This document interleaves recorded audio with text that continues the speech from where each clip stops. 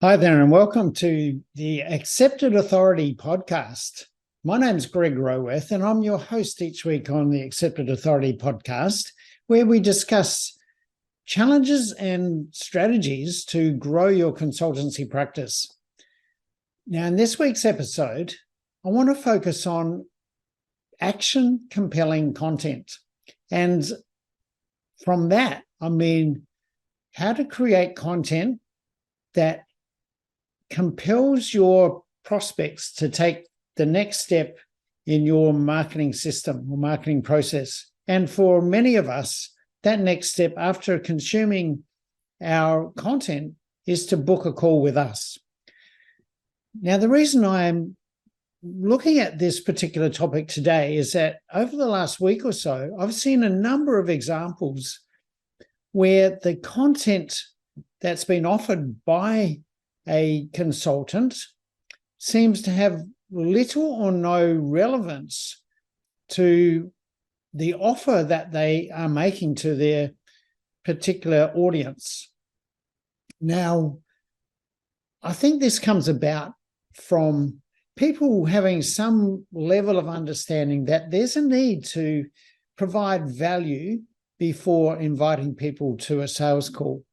And that's encouraging that more and more consultants are seeing that the way to become more interesting for potential clients is by providing value in the form of informative content before they have a sales meeting. And in the trade, we tend to call these types of content lead magnets. So called because they are intended to magnetize our potential audience or be attractive to our potential audience so that they, by opting in and consuming that content, become a lead for us. Now, having that understanding of creating valuable content is a very important step in the process of becoming an accepted authority, because we become an authority to our market through the content that we produce. So it's very important that the content we produce is attractive. First of all, we need to get our potential clients' attention up front, but then that content needs to compel action if that potential client, our lead, is going to take the next step in our marketing system and ideally book a call with us so that we can get to know them and have a sales meeting where they can become a client. Now, when I see content offered like the examples I'm talking about recently, and when I read that sort of content, it seems like that type of content comes from the knowledge of the writer. Obviously, that's very important. We need to be positioning ourselves as the leaders of our firms, as the authority in the market. But that authority must be consistent, or the content, the article that we're using to create our authority must be consistent with the overall message that we're trying to convey. Now, when I see most consultants' websites only talking about themselves and their services that they offer, and we've talked about this consistently throughout each episode of the podcast, that type of offer of here's who we are, here's what we do, really doesn't create much engagement. So it's encouraging to see people offering content that is focused on a problem. And I've said previously that the way our website should be set up, and in fact, the way any of our marketing should be set up, is to talk about who we serve and the problems we solve. And in that way, our content becomes relevant to our clients. And what's important in creating action compelling content is that that content should not be doing anything that is selling our services. Now, counterintuitively, we would expect that when we're promoting ourselves, that we're trying to convince a potential client that our services are what they need. But that type of self-promotion really falls flat because people don't really understand the relevance of our services to solving their problem until we've gone in earlier in their thought process to actually show that we understand their problem and that we have found a solution for that specific problem. Now, I think there are a lot of people have joined the dots and started to create content that is not salesy type self-promotional content. And that's where our lead magnets come in. Our lead magnets need to be educational. They need to be informative, yes, but they need to go beyond that. And this is where I think a lot of us come unstuck. And it certainly was the situation for me before I learned this important part of the process. Now, what I see on LinkedIn, on people's websites, when I read a lot of my clients' lead magnets, if they have them up front before we start working with them, is that the educational content they provide is well written, it's informative, but it doesn't actually compel action. Even though most of them have a call to action in their content, and maybe at the end of their content, they're offering a free strategy session or a free consultation. The way the content itself is written does not compel the reader to take that next step. Now, there's a quote that I heard originally from Jim Rohn, if you know who he is. If not, Google him and consume his content, because it's, he is one of the mentors that helped me establish a successful foundation for the way I live and the way that I work.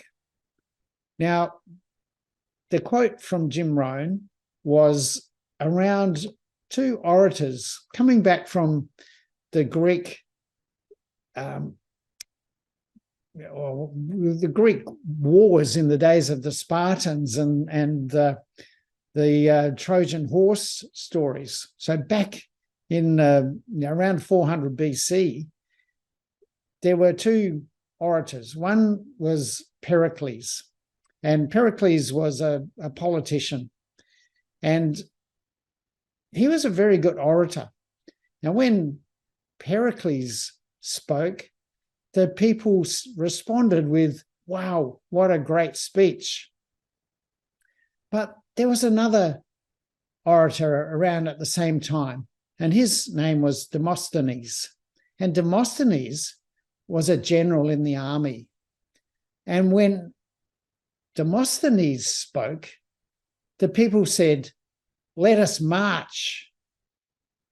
Now, I hope you see the difference there. Pericles spoke informative content. He delivered content that informed his audience, that they enjoyed and learned from. But the way Demosthenes spoke compelled action. And here's the difference. We want our content not to be received in the way Pericles' content was received, with, "Wow, that was interesting. I learned something there." We want our content to be received in the same way that Demosthenes' audience received his content, and have the response of, "Let me take that action. Let me move towards this process that I'm learning more about, and I want to go to that next step and learn more.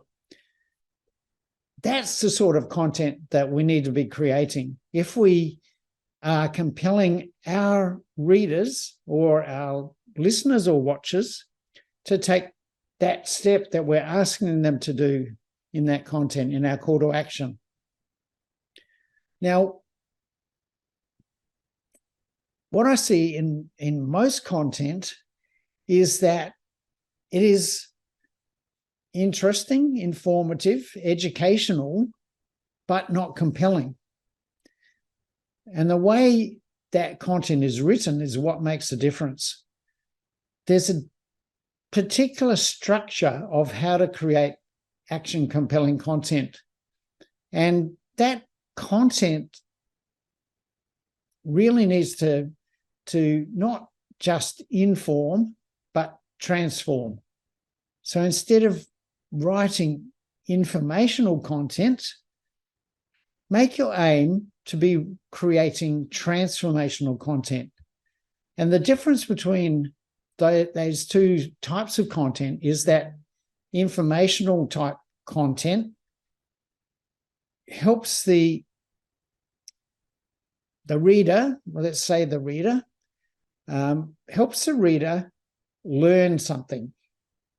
And that's important. We need our readers to learn through our content. But transformational content is different. Transformational content leaves the reader in a different place after they've read that content. It doesn't just inform them. It doesn't just change the way they think, but it actually changes their identity. And here's the really important part of this process. Transformative content changes our beliefs. Now, changing someone's belief is a very challenging concept and a very challenging activity. If you've ever tried to change someone's beliefs, well, you probably realize how futile that effort is. Now, our beliefs are part of our identity. So in order to change someone's beliefs, you've really got to focus on their identity. Who is it that you're working with? Who is it that you're trying to create this transformation for and with? So our content needs to very much wrap around the identity of the reader and really focus on who our reader is and what their current beliefs are. And even more importantly, why those beliefs exist. Because we can't just tell people that they're wrong. We can't say, well, this belief you have is wrong. We have to lead people to the understanding of the foundation for that belief may be in doubt. There must be some level of understanding that the reason why they now have that belief is potentially flawed. And when they're open to exploring that foundation of their belief and resolving the facts or resolving the truth behind that belief and the foundation of that belief, then we have an opportunity to change their belief. So the writing or the content we're creating needs to be much deeper in our thinking and in the process of attacking the foundations of people's beliefs and then presenting a new option, a different option that can become the foundation of a new belief. That can't happen when we just write the 5 tips to a better life or the 7 secrets to stunning success. You know, those are informative articles, and maybe, and from what I've seen, most of those articles are written very well. there's nothing wrong with the tips or the secrets that those articles provide. The only thing that is wrong with that type of content is that it doesn't compel our readers to take action. So I want you to consider what I'm saying here about how you produce content that is aimed at compelling people to take action. And if people are consuming your content, but not enough of them are moving in the direction you want them to take, if not enough of your readers or consumers of your content are booking calls with you, then perhaps your lead magnet is written in an informative way, but not a transformative way. So consider how you can reframe what you're writing. Most of the content we're writing doesn't have to change a lot. People still need the information, but it needs to be presented in a way that changes their beliefs. And when you change someone's beliefs, they want to move. They are compelled to learn more about what their new belief leads them towards. So, for example, if the current belief your potential client has that the way they're doing something is okay and is getting them the results they're getting, and that's fine, you've got to almost undermine that belief. You've got to show them why that belief is flawed. And that comes back to the foundational elements of that belief, or showing them that there are problems with how that belief was established and that there's an underlying root cause to why that belief exists for them or why they have that belief. So to be able to dismantle that current belief and then propose a new belief and establish the foundations for a new belief, you start to transform that person from one identity to a new identity. We take them from where they've been to where they could be. And this is the change that will compel action, because when we help them see the reality of the way things are right now and that the current beliefs they have are flawed and potentially not correct, they will automatically want to know what their belief really should be and what's the foundation for those new beliefs. And that conflict that they have in their mind will compel them to take the action. So think about the way you're writing content. Is your content informative or is it transformative? If it's informative content, then perhaps there's a better way. Perhaps the beliefs you have about the way to write content have a flawed foundation. Perhaps your thinking around how to create a lead magnet wasn't established correctly by the people you've learned from.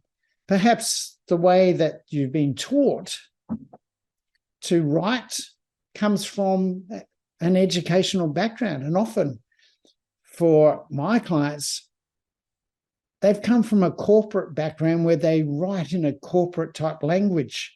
And I have to re-educate them and decorporatize them so they write in a much more interesting and compelling way that is not corporate speak, but actually speaks to the hearts and minds of their ideal clients in a way that changes the way they believe their life can be. So if that's you, if your foundation for the way you write content is around information rather than transformation, then I offer you an alternative.